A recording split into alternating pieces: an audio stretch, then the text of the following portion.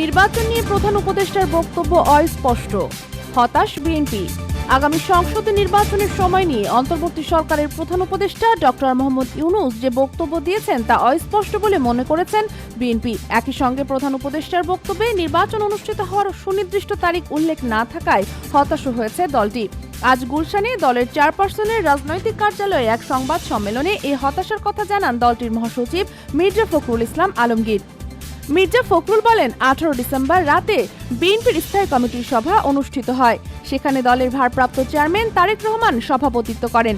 সেই সভায় গত 16 ডিসেম্বর বিজয় দিবসে প্রধান উপদেষ্টা ডক্টর মোহাম্মদ ইউনূস জাতির উদ্দেশ্যে যে ভাষণ দিয়েছেন তা নিয়ে বিস্তারিত আলোচনা এবং পরবর্তীতে প্রধান উপদেষ্টার প্রেস সচিব সংবাদ সম্মেলনের মাধ্যমে উপদেষ্টার ভাষণের যে ব্যাখ্যা দিয়েছে তা নিয়েও আলোচনা হয়।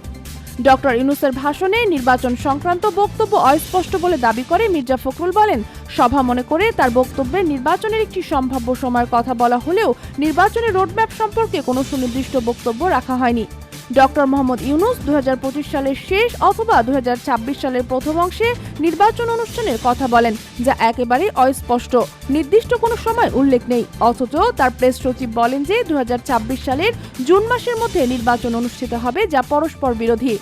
সাংবাদিকদের এক প্রশ্নের জবাবে মির্জা ফখরুল বলেন, আমরা আশা করেছিলাম প্রধান উপদেষ্টা নির্বাচনের সুনির্দিষ্ট রোডম্যাপ দিয়ে দেবে, সেটা তার বক্তব্যে নেই, এটা আমাদের হতাশ করেছে। আবার তার প্রেস সচিব যা বললেন সেটা সাংঘর্ষিক।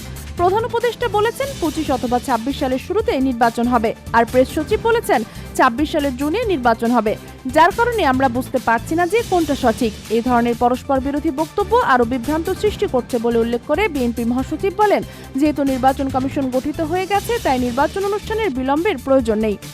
নির্বাচন কেন্দ্রিক সংস্কারগুলো সম্পন্ন করে দ্রুত নির্বাচন অনুষ্ঠান সম্ভব। জনগণ এ বিষয়ে প্রধান উপদেষ্টার কাছ থেকে সুস্পষ্ট বক্তব্য আশা করে। নির্বাচনের সুনির্দিষ্ট সময় রাজনৈতিক দল ও অন্যান্য অংশীজনের সঙ্গে আলোচনার মাধ্যমে নির্ধারণ করা উচিত বলে মনে করেন বিএনপি। মির্জা ফখরুল বলেন, 18 ডিসেম্বর রাতে বিএনপির স্থায়ী কমিটির সভা অনুষ্ঠিত হয়। সেখানে দলের ভারপ্রাপ্ত চেয়ারম্যান তারেক রহমান সভাপতিত্ব করেন। সেই সভায় গত 16 ডিসেম্বর বিজয় দিবসে প্রধান উপদেষ্টা ডক্টর মোহাম্মদ ইউনূস জাতির উদ্দেশ্যে যে ভাষণ দিয়েছেন তা নিয়ে বিস্তারিত আলোচনা এবং পরবর্তীতে প্রধান উপদেষ্টার প্রেস সচিব সংবাদ সম্মেলনের মাধ্যমে উপদেষ্টার ভাষণের যে ব্যাখ্যা দিয়েছে তা নিয়েও আলোচনা হয়।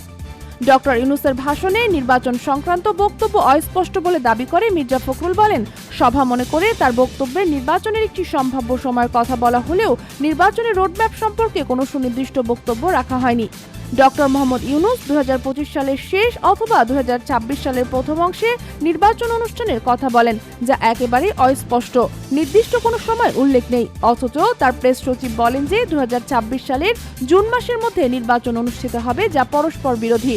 সাংবাদিকদের এক প্রশ্নের জবাবে মির্জা ফখরুল বলেন, আমরা আশা করেছিলাম প্রধান উপদেষ্টা নির্বাচনের সুনির্দিষ্ট রোডম্যাপ দিয়ে দেবে, সেটা তার বক্তব্যে নেই, এটা আমাদের হতাশ করেছে। আবার তার প্রেস সচিব যা বললেন সেটা সাংঘর্ষিক।